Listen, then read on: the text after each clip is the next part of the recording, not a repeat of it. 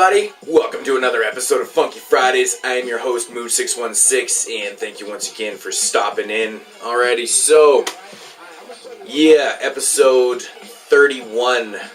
I gotta say I'm on a roll here. Alrighty, so, now this week I started off, I was gonna do another album, so I started off listening to the record throughout the week, and then I kind of switched it up. I was just like, I just had a craving to listen to this album, and I was like, you know what, fuck it, I'm gonna do this one.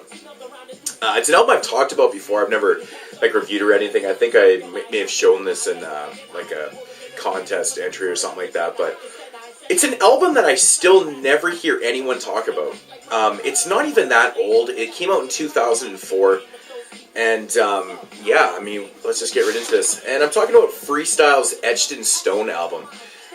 Now, I've brought this up many times that this album just seems to have kind of, you know, stealthed itself right underneath the radar, which is not a good thing, because this is a really good album.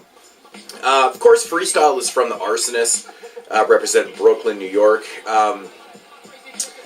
You know, Freestyle is just such an amazing MC. I always loved the first Arsonist album, As the World Burns, and hearing Freestyle on that record, he was always such a standout to me, and I was so excited when he dropped this record. I was just like, yeah, it was so fucking sweet, so sweet.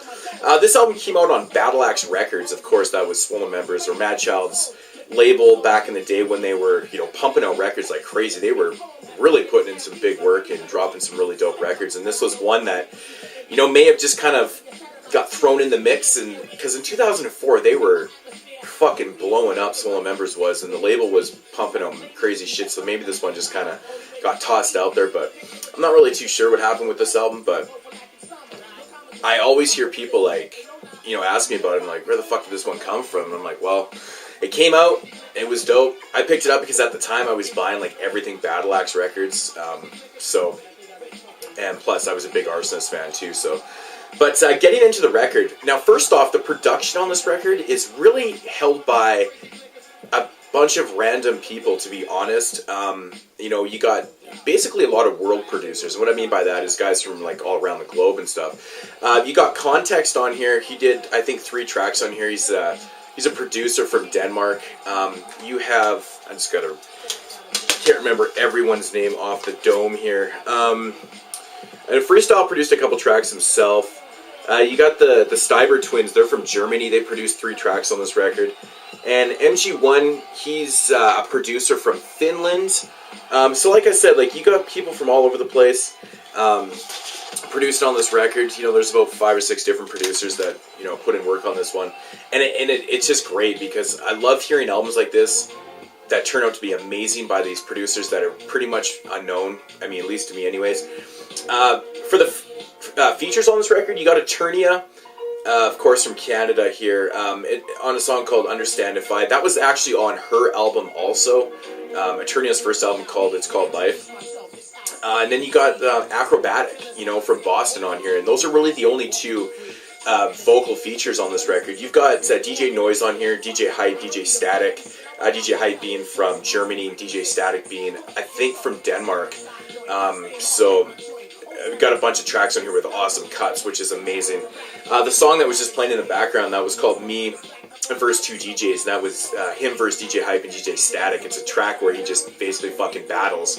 He uses rhymes, and they use their fucking, you know, their hands and the boards and stuff. Really, really dope track. But getting into the album, you know, I mean, if you've heard Freestyle from the Arsonist before, you know exactly what his flow is about. On this album, he really fucking double times things really well. He changes up his flow quite a bit on the record, you know, throughout the beats and stuff, and it works perfectly on every single song. This is an album that I can listen to top to bottom, never get bored of it. The album it flows so well. Of course, because, you know, Freestyle's flow and lyrics and stuff over the beats fits so perfect. Now, another really weird thing that I've noticed about this album, and it's kind of came to my attention, maybe this is one of the reasons why this album does work so well. Every song on this album, there's 14 songs, well, there's technically 13 songs, there is an intro. So the 13 songs, every song is between 3 and 4 minutes on this album. You know, no songs are under 3, no songs are over 4 minutes. I don't know if that has anything to do with like the perfect mold and perfect balance in this album, but it just, every song seems to have that perfect structure and it just flows perfect. I don't know if you guys have ever like listened to an album and you got a song that's like 2.5 minutes and the next song's like 6.5 minutes, the next song's like 5, and then like 2, and then like 7. You're like, it kind of makes the album kind of go up and down for me a little bit when you structure a record like that. I don't mind having some longer songs towards the end of the album, which is weird. But I find this album just has a perfect balance of time for the songs, and just all the beats that he used. Like I said, you know, there's like 6 or 7 different producers on here. Everything melds so well. It's just a perfect structured album. Yeah, so, you know, he's got some pretty soulful samples on here on a couple tracks. I really like the way they utilize those hooks. Again, coming back to the DJs with the cuts on this album. You know, DJ Noize is on Rock the Planet. You got DJ Hype, DJ Static on Me vs. DJs. DJ Noize is on Method of Madness, which is playing in the background right now, if you can hear that. And another song produced by Consequence also has DJ Noize on it too. The cuts are fucking awesome in this record, man. Consequence has 6 samples in it, man. Really dope. But that's pretty much what you're going to get with this album. Really dope beats, really dope flows. Freestyle kills every track. You know, not a lot of features, a lot of cuts. This is one of these albums that's absolutely perfect for me. I like albums with not a lot of features.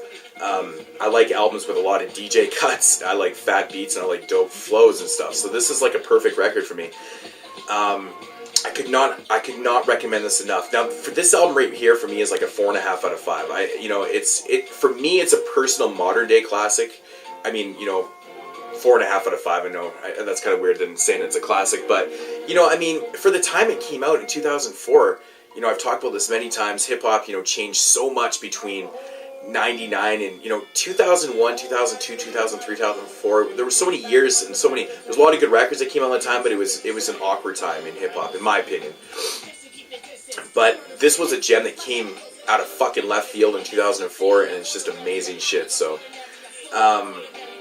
and on the note on the record, this one's still available, like readily available. Like you can get this shit for super ass cheap. Like I didn't do any research because I knew it was still in print, but I was on Discogs because I was looking up some of the producers on here, and I noticed that the albums were starting at like $1 something, so it's not an issue getting this one.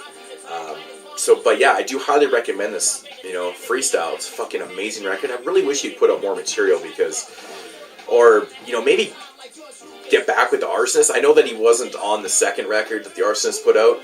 I honestly don't even know whatever happened with Freestyle and the Arsonist, to be honest. I could never really, I don't know, maybe I just didn't pay too much attention to it, but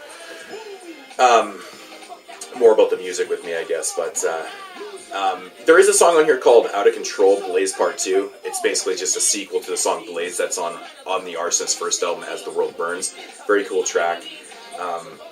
I guess I can just rip through the song titles. You got a song called Carry On, Rock the Planet, Understand, Defy with Eternia, Can't Let Go, It's a Beautiful Thing, See No, Hear No, it's just fucking dope.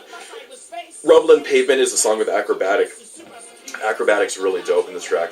Me versus 2 DJs, Method of Madness, Out of Control, Consequence, and Card Sharks and Can I Get a Yes. Can I Get a Yes is a bonus track in here produced by Freestyle, and just sick, man. Freestyle fucking nails this record. It's awesome. I couldn't recommend it enough. Here's the album. Definitely give it a shot if you don't already have this in your collection. So, like I said, it's really cheap. Yeah, I don't really know what else to say about it. It's just a fucking banger. I love it. So, that's awesome. Got some beats happening in the background. Anyways, episode 31, Funkee Fridays. I will be back next week with something. I'm trying to mix up a little bit. I've just been doing so many older records. I know I talked about this before, but I'm trying to get stuff like that's a little newer. I mean, this one's only 9 years old, so it's a little newer. But anyways, Freestyle-Etched in Stone is the album. 2004 Battle Axe Records. Check this out. I'm out of here. Peace out, homies.